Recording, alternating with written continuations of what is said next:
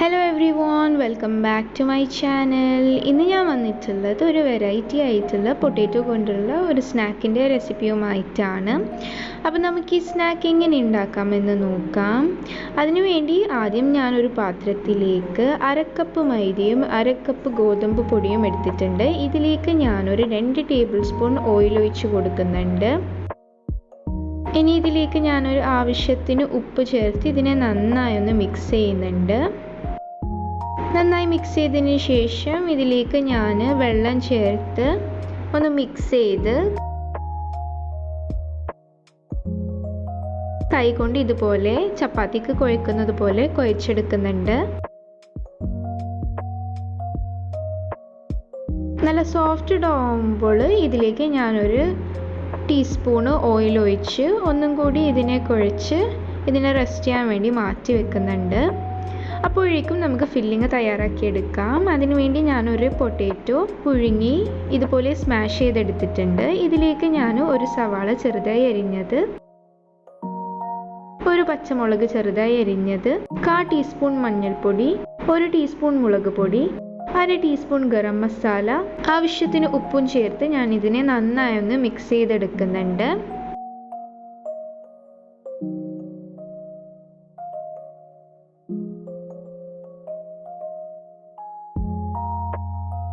അങ്ങനെ നമ്മളുടെ ഫില്ലിംഗ് ഇവിടെ റെഡി ആയിട്ടുണ്ട്. ഇനി ഞാൻ നേരത്തെ റെസ്റ്റ് ചെയ്യാൻ വെച്ച് മാവിൽ നിന്ന് കുറച്ച് പോർഷൻ എടുത്ത് ആട്ടപ്പൊടിയിലിട്ട് കോട്ട് ചെയ്ത് ഇതിനെ ഒന്ന് നന്നായി പരത്തിയെടുക്കുന്നുണ്ട്.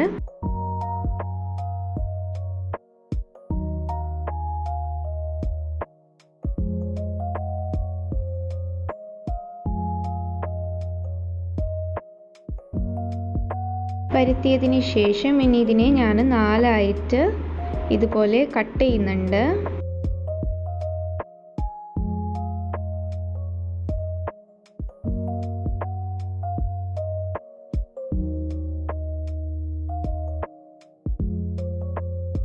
കട്ട് ചെയ്തതിന് ശേഷം ഇതിൽ നിന്ന് ഒന്നെടുത്ത് ഇതിലേക്ക് ഞാൻ മൈദയും വെള്ളവും ചേർത്തുണ്ടാക്കിയ പേസ്റ്റ് നിന്ന് കുറച്ചെടുത്ത് ഇതിൻ്റെ ഒരു സൈഡിലേക്ക് ഇതുപോലെ ഞാൻ പരട്ടി കൊടുക്കുന്നുണ്ട്. എന്നിട്ട് ഇതിനെ ഞാനിതാ ഇതുപോലെ ഒന്ന് റോൾ ചെയ്തെടുക്കുന്നുണ്ട്. എന്നിട്ട് ഇതിനെ നന്നായി ഒന്ന് ഇതുപോലെ ടൈറ്റ് ചെയ്ത് കൊടുക്കാം. എന്നിട്ട് ഇതിൻ്റെ ഉള്ളിലേക്ക് നമ്മൾ നേരത്തെ ഉണ്ടാക്കിയ ഫില്ലിങ് കുറച്ചെടുത്ത് ഇതുപോലെ വെച്ച് കൊടുക്കാം.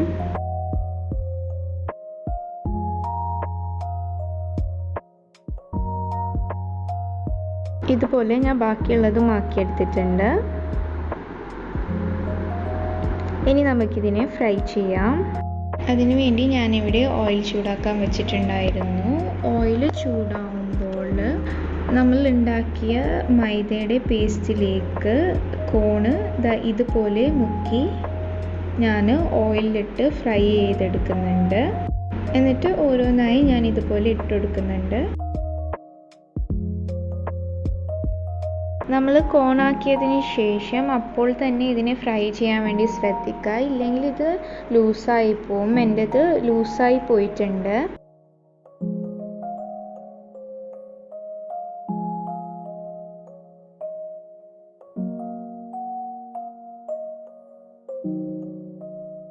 ഇതിനെ നമുക്ക് നന്നായി ഒന്ന് ഫ്രൈ ചെയ്തെടുക്കാം. ഇത് നല്ലതുപോലെ ഒരു ഗോൾഡൻ കളറാകുമ്പോൾ നമുക്കിതിനെ ഓയിൽ നിന്ന് എടുത്ത് മാറ്റാം. അപ്പോൾ എല്ലാവർക്കും എന്നത്തെയും പോലെ എൻ്റെ ഈ റെസിപ്പി ഇഷ്ടമായിട്ടുണ്ടാകുമെന്ന് ഞാൻ വിശ്വസിക്കുന്നു. ഇഷ്ടപ്പെട്ടാൽ ലൈക്ക് ചെയ്യാനും കമൻറ്റ് ചെയ്യാനും മറക്കല്ലേ. പിന്നെ ഈ സ്നാക്ക് നിങ്ങൾ ഇതുവരെയായി ട്രൈ ചെയ്തിട്ടില്ലെന്നുണ്ടെങ്കിൽ തീർച്ചയായും ട്രൈ ചെയ്ത് നോക്കണേ. പിന്നെ ഈ വീഡിയോ നിങ്ങൾക്ക് യൂസ്ഫുൾ ആയിട്ടുണ്ടെങ്കിൽ നിങ്ങളുടെ ഫാമിലിയും ഫ്രണ്ട്സുമായി ഷെയർ ചെയ്യാനും മറക്കല്ലേ. അപ്പോൾ അടുത്തൊരു നല്ലൊരു വീഡിയോയുമായി ഞാൻ വരുന്നവരേക്കും ഗുഡ് ബൈ.